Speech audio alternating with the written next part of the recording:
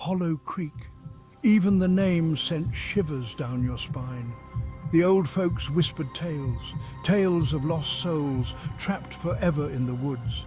Their cries echoed on the wind, a constant reminder of their torment. The trees stood tall, gnarled fingers reaching towards the sky. Their leaves, a sickly yellow, rustled with unseen hands. The air hung heavy, thick with the scent of decay and the promise of fear. No one dared to enter Hollow Creek alone, not after dark, not if they valued their sanity. We're really doing this? Don't be such a scaredy cat, Em. It's just a bunch of old wives' tales, right, guys? The other two, Chris and Maya, exchanged uneasy glances. They had all grown up hearing the stories that sent shivers down their spines. But tonight, curiosity outweighed fear. Tonight, they would tempt fate. The sun dipped below the horizon, casting long, eerie shadows that danced and twisted around the trees.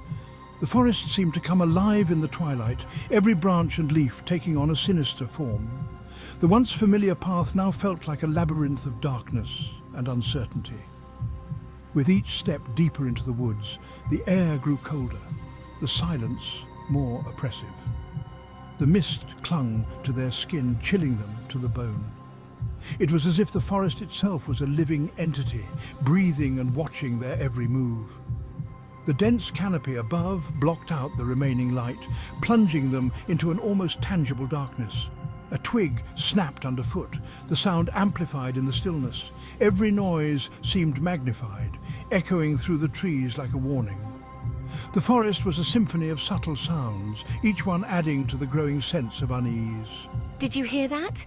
The voice was barely a whisper, tinged with fear and uncertainty. Hear what? It's just the wind. But even as he said it, doubt crept into his voice. The wind didn't usually sound like that. But even he wasn't convinced. The forest had a way of playing tricks on the mind, making the ordinary seem extraordinary. The shadows seemed to move on their own, and the whispers, they were too clear, too deliberate. The wind didn't whisper names. It didn't carry the weight of sorrow and regret. These whispers were different. They felt personal, directed at them. They pressed on, deeper into the heart of the woods. Each step felt heavier, as if the forest was trying to hold them back. The path became more treacherous, roots and rocks seeming to appear out of nowhere. The whispers grew louder, swirling around them like the rustling leaves. They seemed to come from everywhere and nowhere, a cacophony of voices that filled the air. It was as if the forest was alive with the spirits of those who had walked these paths before. Whispers of sorrow, of regret, of anger. Each voice carried a story, a fragment of a life once lived. The forest was a repository of memories, each tree a witness to countless tales of joy and despair. Whispers that seemed to claw at their minds, their hearts. They felt an overwhelming sense of dread, as if the forest was trying to communicate something important, something they couldn't quite grasp. The air was thick with tension, every breath a struggle. They knew they had to keep moving, but the weight of the whispers made each step a monumental effort.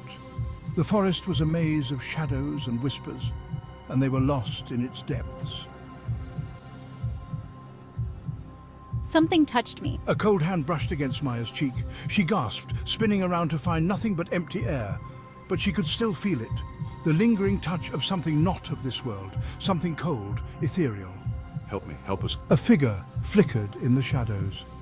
A woman in a white dress, her face pale and drawn, her eyes filled with an unspeakable sadness. She reached out a hand, her voice a mournful wail. Terror threatened to consume them. The air was thick with an eerie silence, broken only by the occasional rustle of leaves and distant, unidentifiable sounds. The teenagers could feel their hearts pounding in their chests, each beat echoing the fear that gripped their souls. They wanted to run, to escape the horrors of Hollow Creek. The forest seemed to close in around them, the trees like dark sentinels watching their every move. Every shadow seemed to hide a lurking danger, every sound a potential threat. But something held them rooted to the spot. It was as if an invisible force was keeping them there, preventing their escape. Their legs felt like lead, their minds racing with thoughts of what might happen if they stayed, yet unable to move. Perhaps it was the sheer terror paralyzing them. The fear was so intense it was almost tangible, wrapping around them like a suffocating blanket. They could barely breathe, their breaths coming in short, shallow gasps. Or perhaps it was something else, a presence, unseen but deeply felt, that seemed to hold them in its grip. It was as if the forest itself was alive, aware of their presence and unwilling to let them go. Something in the woman's eyes, those eyes so full of sorrow and pain, seemed to reach into their very souls. They were mesmerizing, holding a story of despair that was impossible to ignore. Something that spoke of despair, of a pain so profound it transcended even death. The teenagers could feel her anguish, a deep, unending sorrow that seemed to echo through the ages. It was a pain that demanded to be acknowledged, a story that needed to be heard. Who are you? The question hung in the air, a desperate plea for understanding. The teenager's voice trembled, but there was a determination in his eyes, a need to know the truth. Chris asked, his voice surprisingly steady.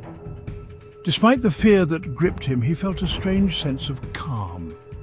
It was as if he knew that understanding this ghostly figure was the key to their survival. He didn't know where the courage came from, but he knew they couldn't just leave her. Not like this. There was a connection, a bond that he couldn't explain, but it was there, undeniable and strong. We are the lost, trapped here, unable to find peace.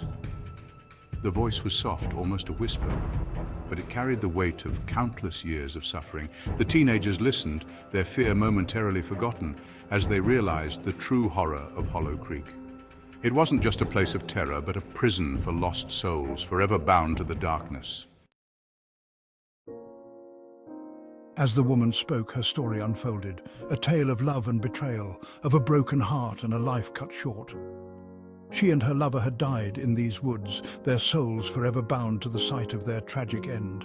They were not the only ones. Others had perished here, lost and forgotten. Their whispers filled the air, each voice carrying its own tale of woe. The teenagers listened, their fear giving way to a profound sense of sadness. These weren't monsters, they were souls in torment, longing for peace. How can we help you? Emily asked, her voice soft, filled with empathy. The question hung in the air, heavy with the weight of their situation. The lost souls looked at her, a flicker of hope igniting in their eyes. Our souls are tethered to this place, bound by unfinished business, by regrets that hold us captive. Find what binds us, she pleaded, her voice filled with urgency. Help us find peace. The teenagers spent what felt like an eternity in Hollow Creek, talking to the lost souls, listening to their stories. The forest was dense, the air thick with an eerie silence that seemed to swallow their words. Each step they took was cautious, every rustle of leaves a reminder of the unknown that surrounded them. They were drawn to this place, not by choice, but by a sense of duty, a need to uncover the secrets buried within the shadows of the trees. Piecing together the fragments of their past, they discovered a locket hidden beneath a gnarled oak tree, a symbol of a love that had been brutally cut short. The locket was old, its surface tarnished, but inside it held a picture of a young couple, their faces frozen in a moment of happiness. This small object, lost to time, spoke volumes of a story that had ended in tragedy. The teenagers could feel the weight of the emotions trapped within it, a silent testament to a love that had once been vibrant and full of promise. They found a faded letter, tucked beneath a rock, filled with words of regret and a desperate plea for forgiveness. The paper was brittle, the ink smudged, but the message was clear. It was a cry from the past, a voice reaching out through the years, seeking absolution. The teenagers read the letter aloud, their voices trembling with the weight of the words. It was as if the forest itself was listening, the trees leaning in to hear the tale of sorrow and repentance. With each item they found, they felt a shift in the atmosphere. The forest, once oppressive and foreboding, began to change. The air seemed to hum with a new energy, a sense of anticipation. The teenagers could feel it in their bones, a tingling sensation that told them they were on the right path. Each discovery was a piece of a larger puzzle, a step closer to understanding the mysteries of Hollow Creek. The air grew lighter, the whispers less mournful. The mist that had clung to the ground began to lift, revealing the beauty of the forest beneath. Sunlight filtered through the canopy, casting dappled shadows on the forest floor. The teenagers could see the change, not just in the environment, but in themselves. They felt a sense of purpose, a determination to see their quest through to the end. A glimmer of hope began to pierce the darkness. The teenagers knew that they were not alone in their journey. The spirits of Hollow Creek were with them, guiding them, helping them to uncover the truth. With each step, they felt the weight of the past lifting, replaced by a sense of hope and possibility. The forest, once a place of fear and sorrow, was becoming a place of healing and redemption. The teenagers walked on, their hearts light, their spirits lifted, ready to face whatever lay ahead. As the first rays of dawn pierced through the trees, the teenagers emerged from Hollow Creek. They were exhausted, emotionally drained, but they were also changed. They had faced their fears, confronted the unknown, and in doing so had discovered a strength and compassion they never knew they possessed. The whispers followed them, but they were different now. No longer filled with sorrow, but with gratitude. The lost souls of Hollow Creek were finally free.